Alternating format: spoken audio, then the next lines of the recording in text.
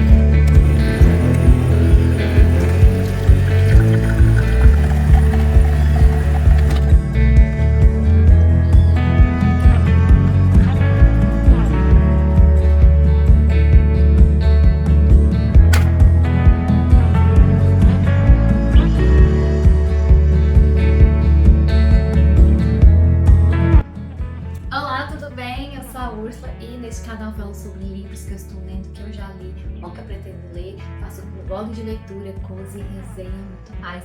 Então, se é a sua primeira vez por aqui, já se inscreve no canal para não perder nenhum conteúdo. Deixa um like logo no início, assim você me ajuda na divulgação. Comenta, compartilha o vídeo com os amigos e me dá sugestões aí para temas de próximos vídeos. Me fala se você está gostando do desafio 7 livros em 7 dias. Caiu aqui de paraquedas? Não tem problema, gente. Esse é um desafio onde eu estou lendo um livro por dia durante 7 dias. E começou no dia 9, vai até o dia 15. Hoje estamos no sábado, dia 14. E eu suei, hein, pra ler esse livro. Eu queria ter começado a gravar a minha reação, mas eu acordei às 6, estava cansada, mal-humorada e não queria passar maquiagem só pra falar com vocês. Eu ainda não estou pronta pra tanta espontaneidade na internet. Por isso eu li o livro. E eu escolhi um livro que foi o dos menores livros. Ele não é em números de páginas, mas ao mesmo tempo ele tem poucas páginas, o que tem menos páginas legíveis, eu diria, que é Abandonar um Gato, do Haruki Murakami. Esse foi um presente lindo que eu ganhei de Kelly e que, gente, eu estou um pouco com medo desse vídeo porque eu sinto que é uma grande chance de eu chorar, porque foi um livro que me emocionou muito. Eu chorei em diversas partes e eu vou ler o recadinho da Kelly. Ai, tô tremendo aqui. Ixi, grudou. Oi, Úrsula, espero que goste da leitura. Tenho muita curiosidade em ler Haruki Murakami. Amo acompanhar você no canal. Sinto um quentinho no coração e você me inspira nas escolhas de leituras. Feliz Natal e Ano Novo, de Kelly Akemi, uma fã. Eu amei, eu fiquei tão feliz com esse recadinho. Ela me mandou bem ali na época do aniversário do canal e do Instagram, que foi dia 19 de dezembro, então misturou um pouco as minhas emoções. Eu postei uma foto lá no Instagram, vou deixar aqui a foto, mas você pode ir lá curtir caso você não me siga, Leituras da Úrsula. E que coisa mais preciosa foi receber isso aqui, porque é um autor que ela sabe que eu gosto, porque eu li um livro dele só. Mas depois desse livro eu me interessei muito pela trajetória dele. Ele tem uma trajetória bastante interessante. E eu queria conhecer mais o autor de forma um pouco mais intimista, eu diria. E esse eu acho que eu acredito que esse seja um livro mais intimista dele. Exceto por um livro que eu descobri que ele corre, gente. Ele gosta de corridas e já compete em maratonas, tem aqui, que é assim, quando eu falo sobre... Do que eu falo quando eu falo de corridas. Eu quero ler esse livro também. Vou deixar a capa aqui, caso queira me dar. Eu não corro, gente. Eu tenho artrite, osteoartrite, eu não posso correr. Mas eu acho que é uma questão da jornada, né? Mas ele é um homem que é muito interessante porque ele tem uma rotina muito regradinha. Ele é um homem casado, ele teve várias publicações, mas aqui, em específico, ele vai falar da relação que ele teve com o pai dele. E o título já é explicado no primeiro capítulo. O mais legal aqui, gente, é que a tradução foi direta do japonês pela Rita Cole e as ilustrações são a Adriana Komura. Eu vou deixar aqui mais para vocês lerem, porque eu posso estar pronunciando de forma incorreta. Mas olha isso. Eu achei a tradução muito boa também e queria deixar que Dona Kelly, para Dona Kelly que eu marquei muito o livro. Eu gostei demais, eu me emocionei, eu chorei. E no final, quando eu achei que tava bom de chorar, eu chorei um pouco mais. E eu vou ler só uma frasezinha que tá mais pro final, mas que não vai entregar muito do livro, que me emocionou, eu vou tentar ler ela sem chorar, desafio. Em outras palavras, cada um de nós não passa de uma entre incontáveis gotas de chuva que caem sobre a vastidão da terra. Gotas únicas, é verdade, mas perfeitamente substituíveis. Ainda assim, cada uma dessas gotas de chuva tem as suas próprias ideias. Cada uma tem a sua história e também a sua obrigação, a obrigação de levar adiante essa história. Não podemos nos esquecer disso, mesmo que cada gota logo seja absorvida, perca o contorno individual e desapareça como parte de um coletivo maior, ou melhor, justamente porque vai desaparecer como parte de um coletivo maior. Ai, consegui. Ele escreve esse livro após a morte do pai dele. Esse livro foi publicado em 2020, eu acho que no Brasil, mas não tenho certeza se lá fora foi. Vamos caçar? Copyright aqui. Copyright é de 2020. E ele foi publicado no Brasil em 2022. O pai dele morreu em 2008. No dia que ele publicou esse livro, a mãe dele estava viva aos 96 anos e o pai dele tinha morrido aos 90, em 2008. Ele tá fazendo aqui, ele mesmo fala em alguns momentos que muito do que ele sabe do pai dele é de memórias da infância que podem ser distorcidas pelo tempo, pela sua experiência. E por relatos da mãe, por relatos de parentes. Mas, gente, que história rica. Porque o pai dele era filho de um monge. Ontem a gente falando de monges de chá. E hoje a gente conhece que o Murakami é neto de um senhor que foi monge em um tempo grande. Inclusive, cogitou-se quando o avô dele morre aos 70 anos por atropelamento de um trem. Ele era surdo e acabou acontecendo esse acidente terrível.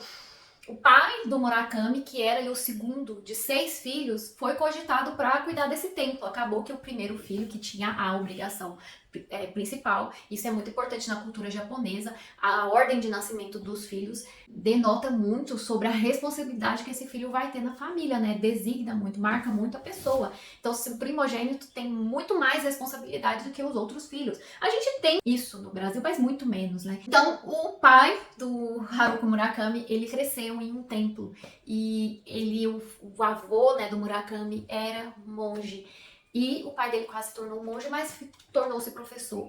E esse livro aqui, gente, ele vai atravessar uma época, porque ele conta a história do pai dele.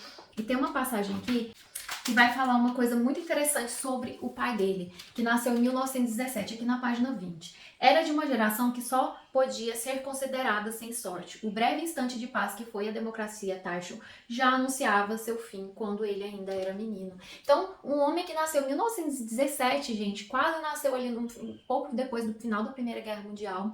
Ele atravessou a Segunda Guerra Mundial. Ele foi convocado para servir na guerra 3 vezes. Sobreviveu, mas essa sobrevivência custou-lhe muito, porque ele perdeu pessoas, ele perdeu amigos, ele quase foi morto diversas vezes. Então o pai dele carregou muita cicatriz ao longo da vida, isso repercutiu na forma como ele era, recluso e de poucas palavras, e também refletiu o relacionamento que ele teve com o Murakami, que foi filho único. O Murakami fala, né, aqui bem no início do livro: sempre havia gatos na nossa casa e gostávamos dele. Para mim, eram boas companhias. Como eu não tinha irmãos, livros e gatos eram os meus melhores amigos. Isso na página 16. Então ele foi filho único e ele não teve um relacionamento de tanta proximidade com o pai. E um dos poucos relatos, assim, das poucas lembranças que ele tem de proximidade, de cumplicidade com o pai, é quando eles decidem ali abandonar um gato, que vira o nome do livro. Muitas coisas vão acontecer nesse sentido, e o título do livro vai retornar em alguns momentos na narrativa, e a gente vai percebendo de como a primeira, a segunda e as outras guerras em que o Japão entrou repercutiram, influenciaram, marcaram e delimitaram muito a população japonesa. Pode-se dizer que quem nasceu nessas décadas sofreu bastante repercussões dessas guerras consecutivas. E aqui meu pai, como todos de sua geração, suportou sua singela parte daquelas extremas adversidades. Gente, é muito bonito. Meu pai, aqui na página 29, meu pai, ao menos aos meus olhos de filho, era uma pessoa séria e responsável. Então ele deixa Bengalhas deixando claro que a visão que ele tem do pai dele é uma visão de lembranças, do que ele sabia, do que os amigos. Ele não teve uma relação muito boa com seu pai por boa parte da sua vida. E ele queria fazer as pazes e também criar uma nova lembrança, criar um recorte do pai dele, né? Dar esse olhar e trazer essa reflexão sobre a era do pai dele, as pessoas que nasceram como o pai dele, que não tiveram opções, que tiveram que seguir o que era possível numa época de muita guerra, né? E hoje a gente tem uma liberdade muito grande aqui no Brasil, mas ainda a gente pensar que tem países em guerra pelo mundo, tem guerras em andamento pelo mundo inteiro, quantas pessoas vão precisar morrer, né? A gente nunca sabe. E é um livro que eu vou revisitar. Se tornou um pouco difícil.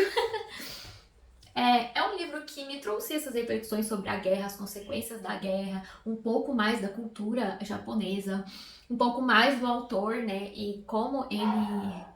Oxi, vai sair água mesmo. Como ele reflete sobre isso. Eu tenho estado emotiva sobre questões de guerra, sou emotiva com esse assunto, e traz muito disso, né? Um recorte do Japão, um pouco da cultura. Eu acho que é interessante ler. Muito obrigada, Kelly. Fica um pouco de você comigo nesse livro, porque sempre que eu revisito uma história de alguém que me deu um livro que alguém me deu, eu releio o recadinho. Eu sei que tem amor envolvido. Quem doa, quem dá presente, se doa, né? Dá um pouco de si pra pessoa também, vai junto. E eu fico muito feliz de ter vocês aí. Eu comecei 7 dias em 7 livros. Em 7 dias, porque eu queria sentir um movimento aqui no canal, tava muito parado. Eu queria trazer algo mais intimista pra vocês também. E eu tô me sentindo recompensada por todas as mensagens, por todo o carinho, por vocês continuarem. E por poder retribuir aí os presentes com resenhas, com carinho pra vocês também. Então, é isso, é uma reflexão de sábado, com choro. Eu só li, gente, do Murakami, esse livro que eu já cansei de mostrar aqui, que é Norwegian Wood, ele foi publicado em 1987. Eu quero ler outras obras do autor, até mais recentes, pra ver como ficou a escrita dele, né? Quero não ficar só nesses 2 livros, já é um autor que eu quero estar conhecendo mais. Ele cita um livro aqui sobre guerra que eu também quero, não sei se vou conseguir. Aqui, ó. No livro Soldados do Exército Japonês, editora Shuko de Yoaka Oshida. Eu não sei se esse livro tem no Brasil em português, mas se tiver, talvez eu olhe, né? Não sei se um livro só sobre guerra, relatos de guerra japonesa vai me interessar. Mas é isso, gente. Terminamos aí. O único adendo que eu tenho sobre essa edição, que é muito bela, são páginas brancas. Olha isso aqui. Não entendi o propósito, né? Podia ter colocado mais ilustrações da nossa querida Adriana aqui. Eu achei linda. Mas em si a edição é muito boa, tá? Muito boa mesmo. Tem ilustrações belíssimas. E dá pra ler aí em meia hora, 1 hora no máximo, apreciando todas as nuances. Se você assistiu até o final, já sabe que vai passar de 7 minutos, eu desisto. Não teve nenhum livro ruim nessa semana, né? Então, muito obrigada se você me acompanhou nesse sábado também. Volte amanhã pra assistir o próximo vídeo, o último vídeo dessa semana. Graças a Deus!